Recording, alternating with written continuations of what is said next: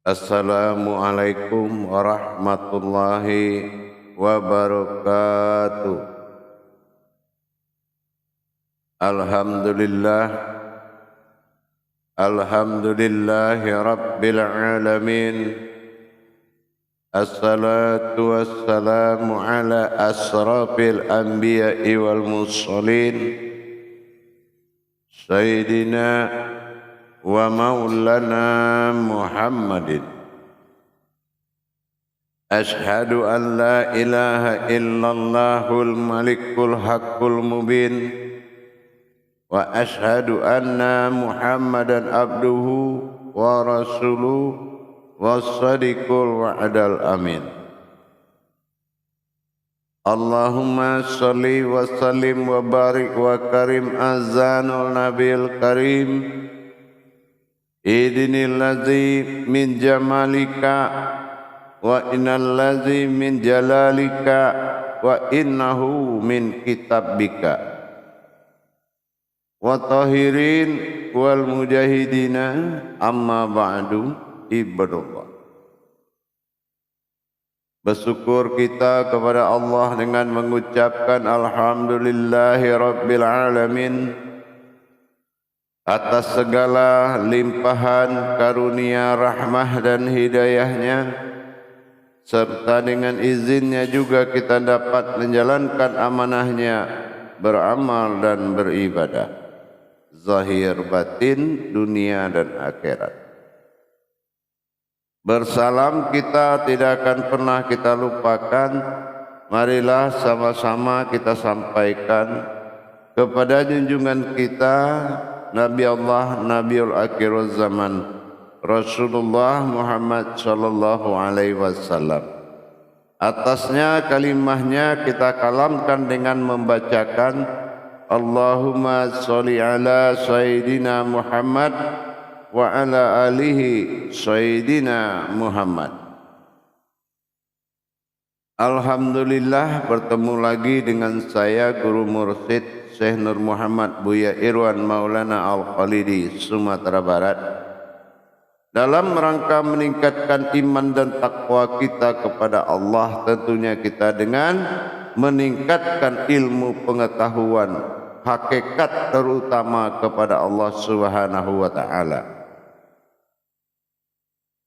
Insyaallah dalam waktu dan kesempatan yang dimuliakan ini, melalui channel Buya Pasaman Timur dalam makom Majelis Dzikir Marifatullah Jakarta, insyaallah kita akan berbagi ilmu dan pengetahuan yang mana meningkatkan derajat rohani itu dengan adanya suatu hal yang menjadikan derajat bagi diri kita. Apa yang menjadi derajat bagi diri kita? Mengamalkan masuk dalam pandangan hakikat ini dan menjadi rasa dalam diri. Ini yang dikatakan derajat.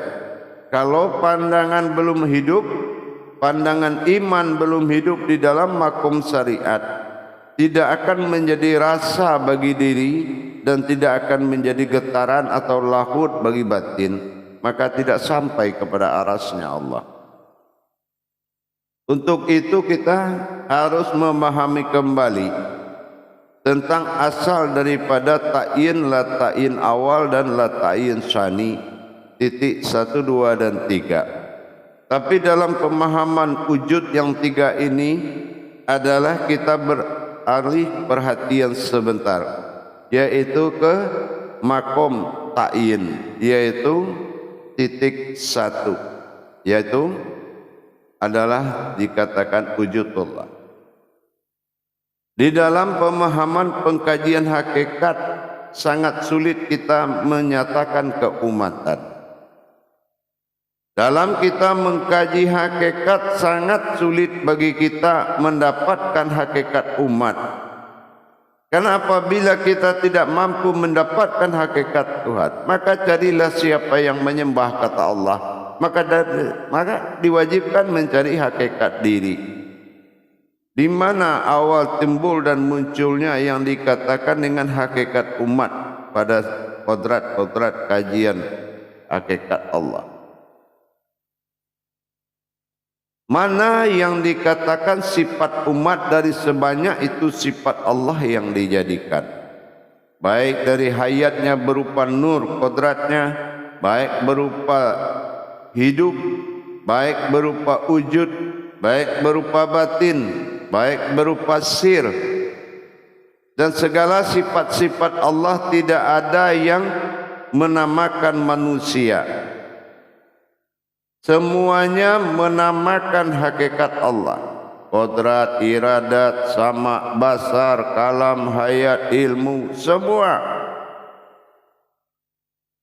semua menamakan ketuhanan. Nurani, rohani, rabbani, semua menamakan ketuhanan. Terus di mana penamaan manusia yang dikatakan nasun do'ifah, manusia yang lemah itu di mana? Inilah makanya kita kembali di saat Allah menjadikan awal yang dia jadikan adalah kunah zat awal. Allah yang dimaksud di sini adalah ilah ba'dal tunggal wahid masa dulunya, awal mula dari diri jadi. Jadi dengan kita mengetahui setelah dari tiada menjadi ada,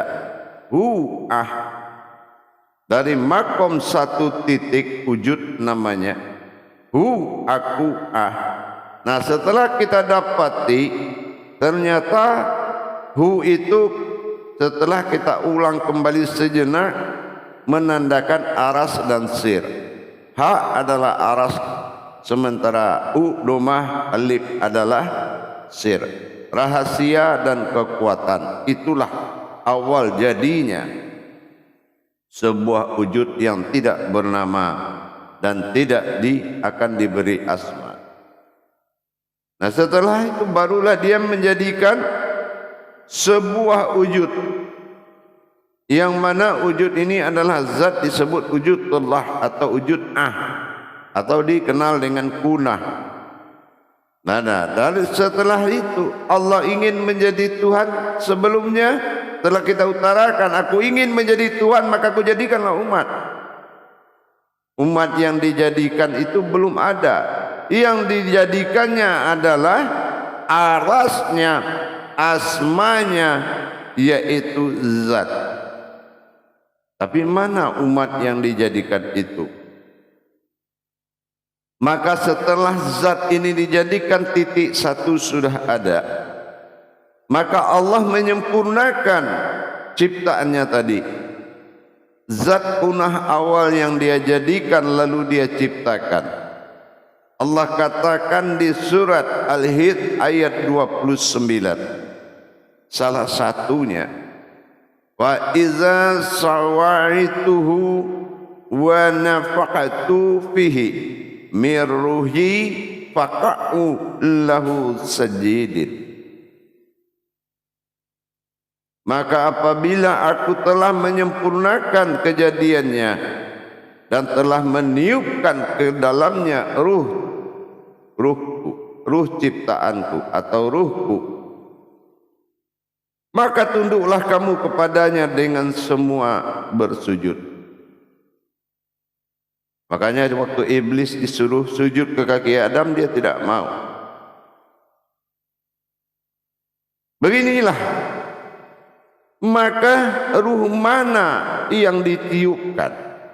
Dan kenapa ditiupkan ke dalam zat yang diciptakan awal jadi? Karena zat kunah atau jadi awal yang dijadikan, zat yang dijadikan kunah, ya. Nah kalau ke diri dia namanya kunah, ke alam kunal. Jadi setelah dia jadikan, maka disempurnakanlah. Bagaimana yang disempurnakannya? Adalah pendamping derajat daripada kunah tadi. Karena kunah adalah itu alif lam lam ha, awalnya alif akhirnya ha disebut atau Allah. Inilah nama sebuah zat yang diberi nama Allah. Ini asma Allah.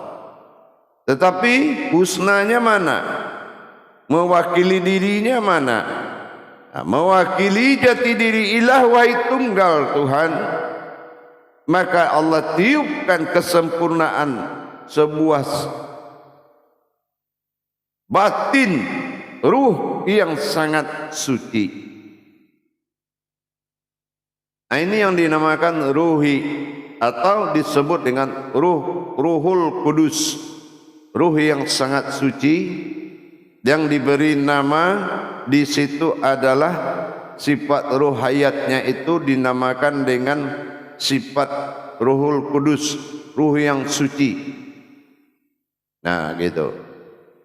Jadi inilah yang menjadi sebuah hayat masuk ke dalam roh, masuk ke dalam zatnya Allah.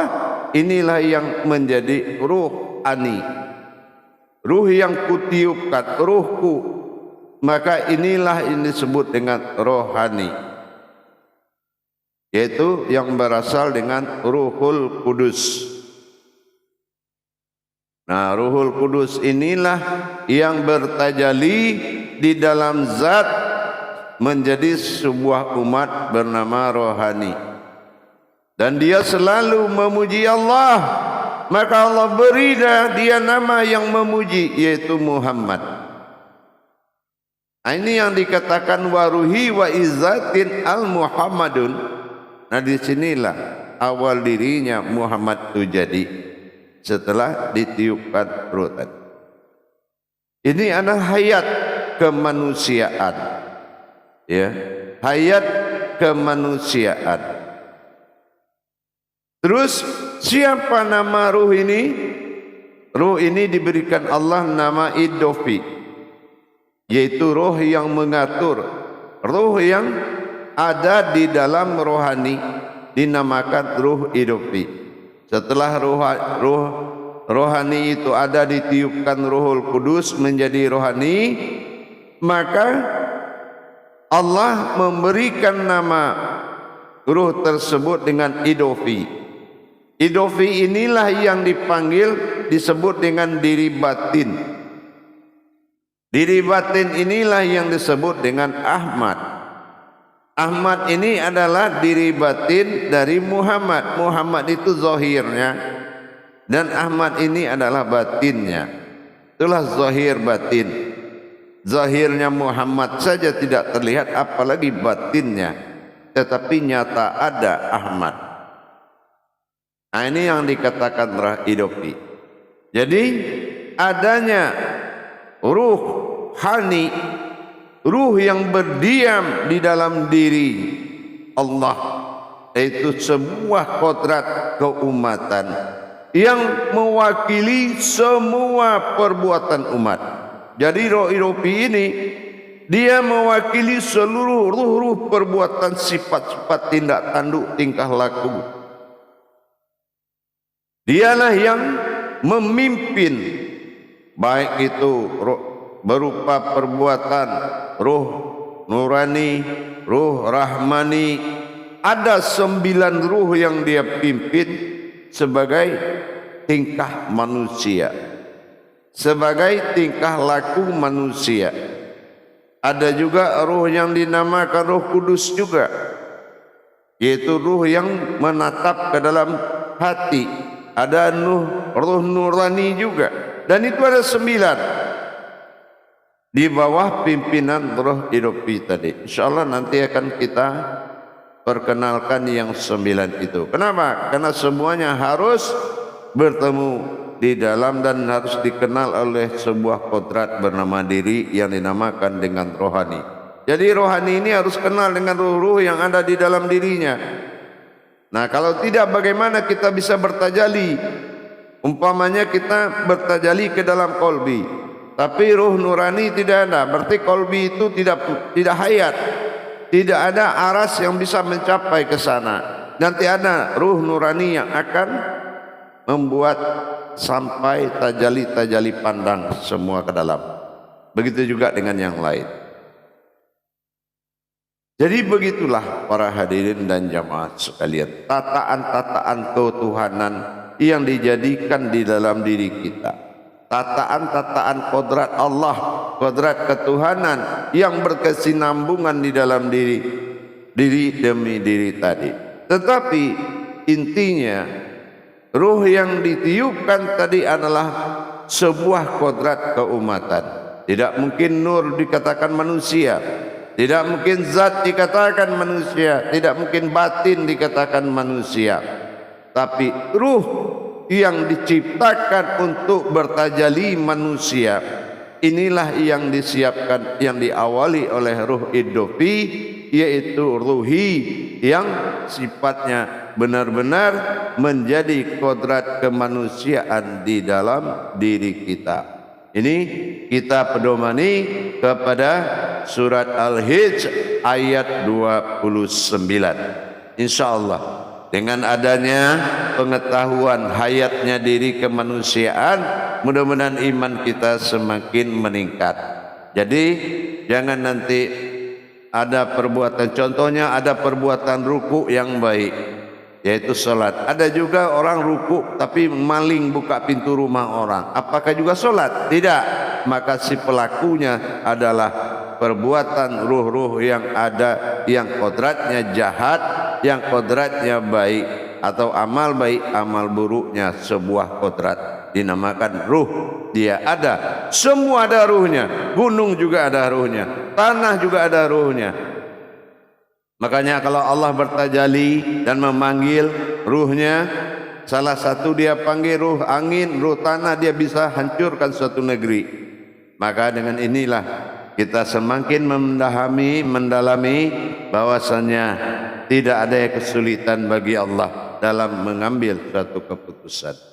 InsyaAllah mudah-mudahan ini bermanfaat buat kita. Karena bagaimanapun 9 ruh atau ruh hakikat itu adalah ruh dari kodrat-kodrat diri kita. Jadi jangan sampai nanti kita tidak kenal dengan kodrat ruh-ruh yang ada di dalam diri kita sebagai alat bertajali. Jadi mudah-mudahan ini bisa menjadi peningkatan pengamalan kita kepada Allah Subhanahu wa taala. Kenapa? Roh idofi ini, Roh Kudus inilah batasan panggilan aku bagi Allah. Inilah, tapi ingat masih ada aku dalam aku. Masih ada aku dalam aku. Kalau keakuan Allah dalam asma aftarnya berakhir pada sifat Ahmad. Ya. Keakuan Allah pada hakikatnya berakhir pada kodrat Ahmad, dan apabila keakuan Allah bagi dirinya sendiri berakhir pada aras dan sirnya. Nah, nanti insyaallah akan kita kembangkan pemahaman sampai ke sana.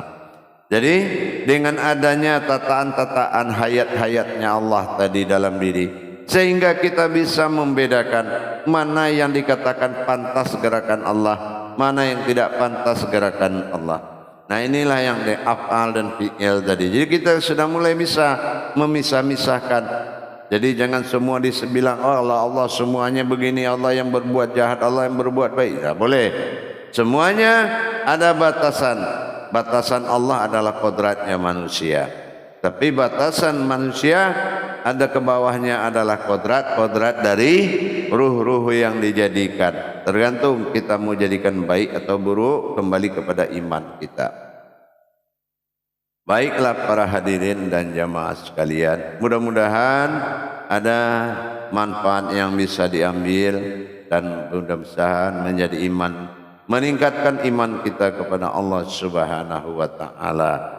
Jadi pelan-pelan disitulah rupanya Allah menjadikan penyempurnaan terhadap zat awal yang dia jadikan Allah oleh ilah wadal tunggal Tuhan awal mula jadi. Itulah sejarah awalnya adanya sebutan manusia. Nas insyaallah do'ifa, ya, adalah kodrat yang lemah dari semua kodrat-kodrat Allah yang ada. Itu kodrat lemahnya disebut dengan do'ifah. Apabila dia sudah bertajali ke dunia, dia disebut dengan do'ifah. Tapi kalau dia bertajali dalam diri dinamakan idofi, dan kalau dia sudah wujud dalam diri, itu dinamakan dengan Ruh Kudus, Ruhul Kudus, Kudus suci. Dan kalau dia sudah menjadi kodrat batin dalam diri, dinamakan Ahmad, yaitu dipuji. Jadi bagaimanapun kita berbuat baik amal, berbuat baik di jalan ibadah, tetapi yang dipuji adalah Ahmad. Ahmadlah yang dipuji. Siapa Ahmad? Itulah diri halus, diri batin dalam diri, insyaallah. Akhirul kalam, wabillahi taufiq wal hidayah. Wassalamualaikum warahmatullahi wabarakatuh.